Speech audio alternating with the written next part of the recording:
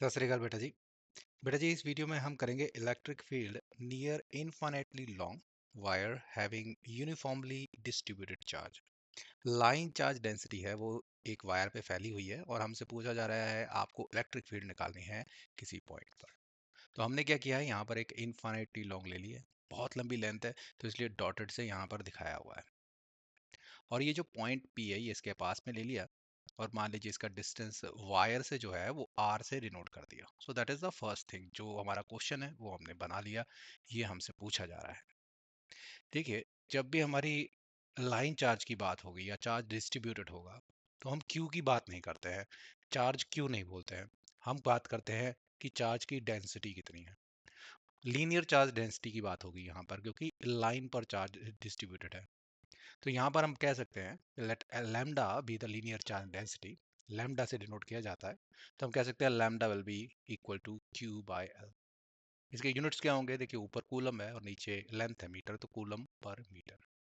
तो यहाँ से क्यू निकाल सकते हैं। अगर हम को हमें कोई लेंथ दी जाए तो चार्ज कितना होगा उस पर हम निकाल लेंगे, लैम्डा को मल्टीप्लाई कर देंगे एल से। ये एल दूसरी तरफ चला जाएगा तो हमें क्यू मिल जाएगा।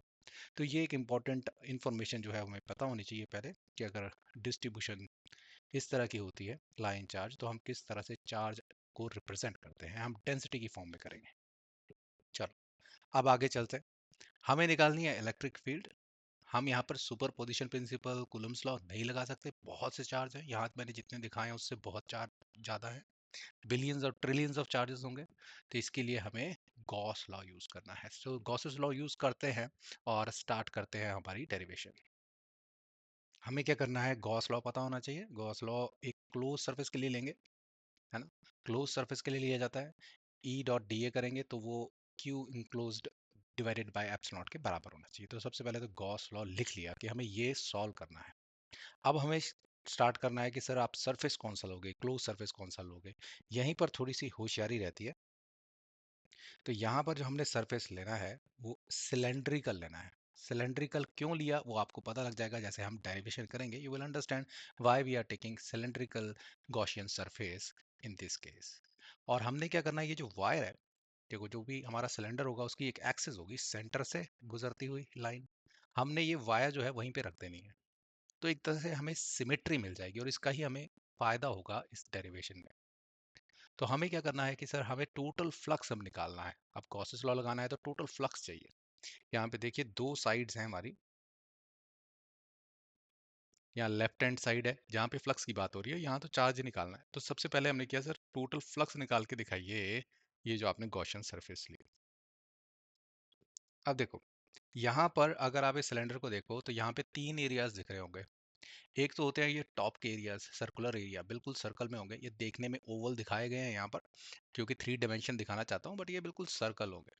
ठीक है, नीचे भी ऐसे ही होगा, एक बॉटम में होगा सर्कल, और एक जो ये साइड का सरफेस है वो होगा। तो अगर टोटल सरफेस की बात की जाए वो तीन भागों में बांटा जा सकता है। एक होगा circular area at the top, एक होगा circular area at the bottom, और एक होगा लेटरल सरफेस। लेटरल मतलब जो ये साइड में एरिया होता है ना, इसका फैंसी नाम है लेटरल सरफेस। ये हमें याद रखना है वर्ड, हाँ, lateral surface area of the cylinder. ठीक है, अगर हम एरिया को तीन भागों में बांट लेते हैं इससे फायदा क्या होता है, हमें अगर टोटल फ्लक्स निकालना है कि इन एरियाज के थ्रू कितना है तो हम तीन भाग में अपने इंटीग्रेशन को तोड़ देंगे। हमें चाहिए टोटल फ्लक्स पूरे सरफेस एरिया में, तो हम कह सकते हैं सर पहले फ्लक्स निकाल लीजिए टॉप सर्कुलर एरिया से, फिर निकाल लीजिए बॉटम सर्कुलर एरिया से, और फिर लेटर सरफेस से। इनको इकट्ठा कर देंगे तो आपको मिल जाएगा टोटल फ्लक्स। हमें इस तरह से डेरिवेशन को तोड़ना है। तो यहाँ पर हमें निकालना पड़ेगा what is the flux through this, what is the flux through this, and what is the flux through this lateral जो साइड का एरिया है उससे। सबसे पहले देख लेते हैं ये टॉप का एरिया है इसके साथ क्या हुआ। देखो यहाँ पर अगर हम कोई भी डी ए लेते हैं, कुछ एरिया लेते हैं, तो हम एंक्लोज सरफेस से बाहर की तरफ ही उसकी डायरेक्शन लेंगे तो डी ए ऊपर को होगा। ठीक है, इस तरफ, यानी कि वाई एक्सिस को जाता हुआ। इलेक्ट्रिक फील्ड ये जो लाइन चार्ज डिस्ट्रीब्यूटेड है इससे कैसे निकलेंगी, वो तो इस तरह से निकलेगी ना, जैसे एलईडी की ट्यूब होती है ना, उस तरह समझ लीजिए। तो प्रकाश कैसे निकलेगा, हम बोलेंगे ऐसे सीधा सीधा निकलेगा। इलेक्ट्रिक फील्ड की डायरेक्शन हमारी इस साइड होगी एक्स एक्सिस की तरफ, और ये वाई एक्सिस के ऊपर जा रहा है। तो दोनों के बीच में एंगल जो हो गया वो 90 डिग्री का हो गया। फायदा हो जाएगा इससे, क्या होगा देखो, हमें निकालना था ना कि सर्कुलर एरिया टॉप वाले पे कितना कितना फ्लक्स है। तो हमें क्या करना है, ये वाला अगर हम यूज करते हैं टॉप सर्कुलर एरिया, तो इसको खोल देंगे तो क्या हो जाएगा, E into D A into cos theta. अब थीटा क्या होगा दोनों के बीच में, तो 90 डिग्री है, वो होता है zero, cos 90 is zero. So that's why सब कुछ जीरो हो जाने वाला है। तो ये जो ऊपर वाला एरिया है, परवाह मत कीजिए, यहाँ कोई फ्लक्स क्रॉस नहीं मानेंगे हम। इसी तरह से बॉटम एरिया में भी हो जाएगा। सेम आप इमेजिन करते से इस फिगर को उल्टा कर देंगे तो समझ जाएंगे, इलेक्ट्रिक फील्ड वहां भी ऐसे जारी होगी, और हमारा जो एरिया होगा वो उस टाइम नीचे जा रहा होगा, बट जो हमारा डायरेक्शन होगा वो दोनों के बीच में एंगल वो 90 डिग्री होने वाला है। तो ये तो बहुत आसान हो गया, जो हमने 3 पार्ट में बांटा था, टॉप एरिया को, बॉटम एरिया को, ये दोनों चीजें जीरो हो गई। यानी कि हमें सिर्फ ध्यान देना है सर लेटरल सरफेस एरिया पे, ये निकाल लीजिए तो हमारा टोटल जो फ्लक्स है वो निकल जाएगा। चलिए अब इस पे देखते हैं। तो देख लेते हैं लेटरल सरफेस में। तो यहाँ पर हमने एक छोटा सा एरिया ले लिया ऐसे डी ए करके, कहीं भी ले सकते हैं, बट हमने जहाँ पे पॉइंट पी है वहीं पर ले लिया। ठीक है ना, हमने सिलेंडर इस तरह से लिया है कि ये जो पॉइंट पी है ये इसकी सतह पर आए, जिससे हमें इलेक्ट्रिक फील्ड अगर हम निकाल लें तो इस पॉइंट पी पे निकल जाए। वही तो हमारा ऑब्जेक्टिव है इस डेरिवेशन का। इस डी ए की डायरेक्शन क्या होगी, वो देखो सिलेंडर के साइड के सरफेस से इस तरफ निकल रही होगी, इलेक्ट्रिक फील्ड भी इस तरफ से जा रही होगी। तो इसके कारण ये जो सिमेट्री है, क्योंकि ये वायर सेंटर से गुजर रही है सिलेंडर में, तो हम दो चीजें यहाँ नोट कर सकते हैं। पहली बात, मैग्नीट्यूड जो होगा इलेक्ट्रिक फील्ड का, मैग्नीट्यूड जो होगा इलेक्ट्रिक फील्ड का वो सेम होगा हर एक पॉइंट पे। बता सकते हैं क्यों? देखो ये डीए अगर ये ना यहाँ ना बनाता मैं, इस सरफेस पे इस जगह बना दूं, तब फर्क पड़ेगा नहीं सर, सेम ही आर डिस्टेंस है, क्योंकि ये वायर तो सेंटर से क्रॉस हो रही है ना। और ये 3 डायमेंशनल फिगर है, कहीं भी सिलेंडर सरफेस पे आपने ले लिया पॉइंट, तो उसका जो डिस्टेंस होगा इस वायर से, क्योंकि ये वायर उसके एक्सिस से गुजर रही है, तो वो तो हमेशा सेम डिस्टेंस पे होगी, तो इलेक्ट्रिक फील्ड का मैग्नीट्यूड जो होगा वो सेम होने वाला है। और सेकंड चीज हमने देख ली है कि सर डीए, अगर कोई भी डीए लेते हैं, कोई भी छोटा सा एरिया लेते हैं लेटरल सरफेस पे, वहां से इलेक्ट्रिक फील्ड सेम ही डायरेक्शन में बाहर निकल रही होगी, और सेम ही डायरेक्शन में हमारा डीए भी जा रहा होगा। इसका फायदा क्या होगा, ये खोलेंगे ना हम अभी, तो E D A cos theta हो जाएगा, कॉस यहाँ पे थीटा जीरो डाल देंगे, कॉस जीरो वन हो जाएगा। That is what the objective. तो ये समझ लिया हमने। चलिए आगे चलते हैं। ठीक है, तो हमने क्या किया, देखिए इसको खोल लिया, E D A cos theta हो गया, ये तो वन हो जाएगा। ई का मैग्नीट्यूड सेम है तो इसको बाहर ले लिया जाता है इंटीग्रेशन के, ये बाहर ले लिया, अंदर क्या रह गया सर, सिर्फ आपको डीए को इंटीग्रेट करना है। व्हाट डज दैट मीन, छोटे छोटे एरिया लेटर सर्विस में लीजिए और इन्हें इकट्ठा कर दीजिए। उसका तो सिंपल फॉर्मूला होता है 2 pi R L. So this formula is also important, this is the area of the lateral surface. अगर हम छोटे छोटे एरियाज को इंटीग्रेट कर दें या इकट्ठा कर दें, तो हमारा क्या आने वाला है, 2 pi R L. So this is also important for this derivation. चलो अब हमारी लगभग हो चुकी है डेरिवेशन। हम कह सकते हैं यहाँ पर integration of D is equal to 2 pi R L.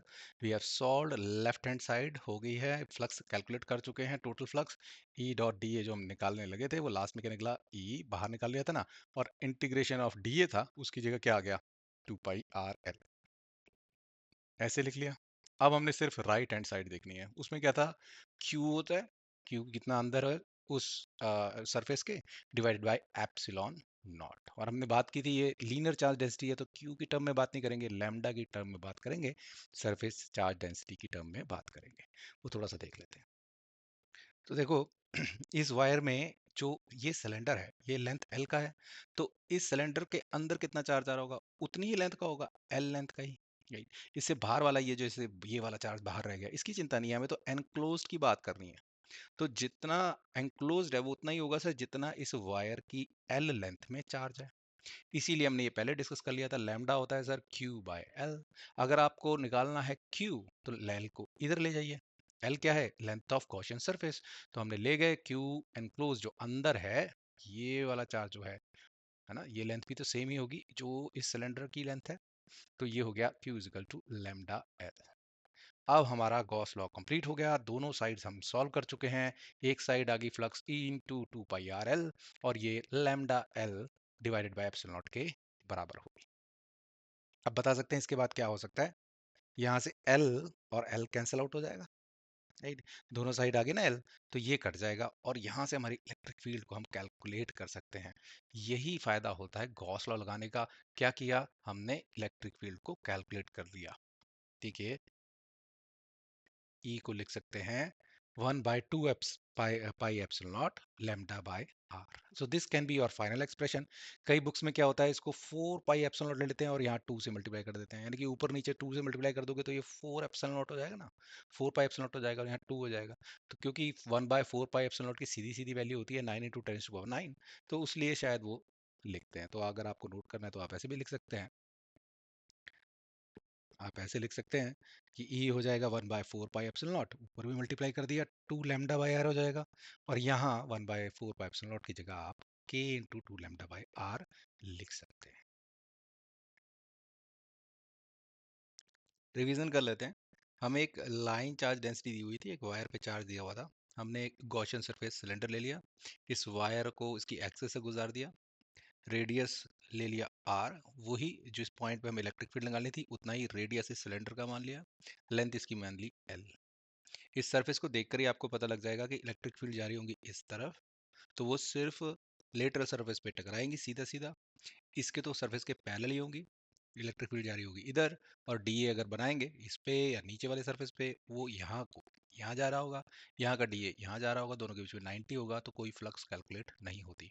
सिर्फ रह जाता है हमारा लेटरल सरफेस, और मैग्नीट्यूड पूरे सरफेस पे सेम रहेगा क्योंकि हमने इसी तरह से चालाकी से गॉसियन सरफेस चूज किया है और वायर को सेंटर से गुजारा है। ये हो जाती है हमारी लेफ्ट हैंड साइड सॉल्व। और Q के लिए, Q बाई एप्सिलॉन नॉट कितना अंदर जाएगा उसके लिए हम लैम्डा की डेफिनेशन यूज करते हैं, lambda is charge divided by length, तो वही एल लेंथ का ही यहाँ पर चार्ज जो होगा एनक्लोज्ड होगा, और वहां से निकाल लेते हैं, उनको इक्वेट कर देते हैं, और तब हमें फाइनल एक्सप्रेशन मिल जाता है।